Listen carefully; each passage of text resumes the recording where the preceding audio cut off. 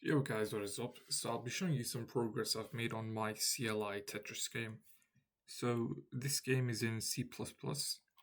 As you can see, there's a lot of messy spaghetti code across the entire code base. A lot of commented out things. So I'll run it first of all to show you guys what it looks like now. And then I'll show you different changes I've made. So boom, look at this. So now you can see I've added like these tags over here and exclamation points. And that's mainly because I was watching the Tetris movie. That's where I got the inspiration to make this game.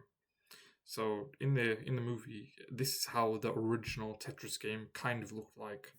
They used parentheses obviously for the blocks, and they used these tags things. At least that's what they showed in the movie. So as you can see, blocks are falling. Every second a block will fall, as it is right now. I can press the down key, the S key, to make it fall faster. And this grid is 5 dots by, I think, 15. And then let this fall, give it a sec. Boom, and then wait a minute. Boom, there we go. Once the row is full, the blocks disappear. So yeah, I thought that was pretty cool. But anyways, obviously I'm working on more functionality. So for example, let's quickly place the blocks. The game is far from being complete, but okay. Right now, if we place it down, you can see the block above it doesn't move. So that's the next thing I'm going to be working on, making the blocks above the row come to the bottom once the row is full. So the logic for the grid rendering is pretty similar to what it was last time. So I'm using a 2D array over here, as you can see. This is my display grid function. Here I've got two parameters, int r for row, int c for column. I should probably change the namings of these to make it more clear. And then that's the grid over here. We're setting our grid to these two parentheses, which is going to be our block. And then to render the actual grid, we loop over in a for loop. And then we loop over again, so we've got nested loops. We print out our grid alongside the row and column. This gives us all of the dots that we have in our grid, which you can see over here. And then we're using set W to set the width between these tags basically.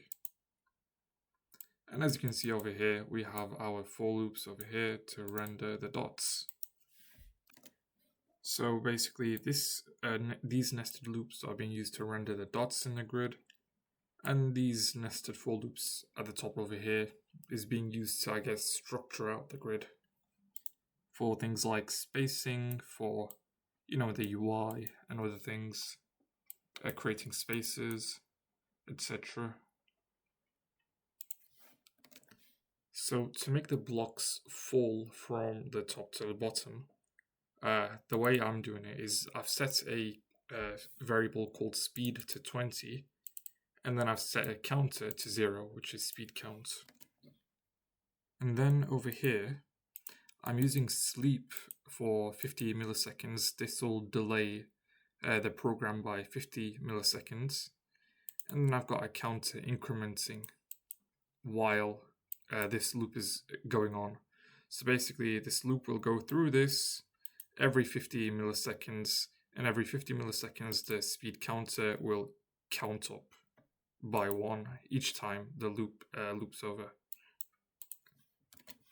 And then below over here we've got a condition saying if speed count equals speed.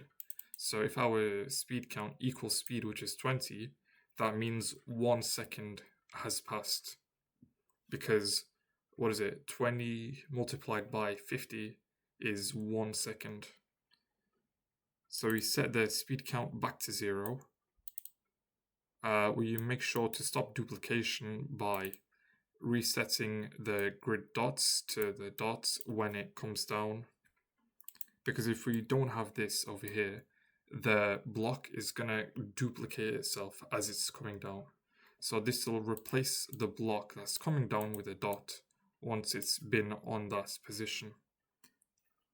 And then over here you can see you've got a pretty long if statement for checking the different positions to see if the row is full. If it is, then we set that row back to dots. In the future, I should probably make this better, as well as other parts of my code, but for now, this is still a work in progress. And this condition over here lets us stack blocks. So this checks if row plus 1 is less than 15, because we've got 15 rows, and the grid row plus 1 column is equals to dot, meaning if the position is empty, then continue incrementing row. Basically meaning continue making the block fall down. And if that is not the case, if let's say that position is filled with a block, then we execute this else statement over here, which locks our piece into place. And we spawn a new piece at the top. And then at the bottom over here, we're using system CLS, as you might already know. This clears the grid.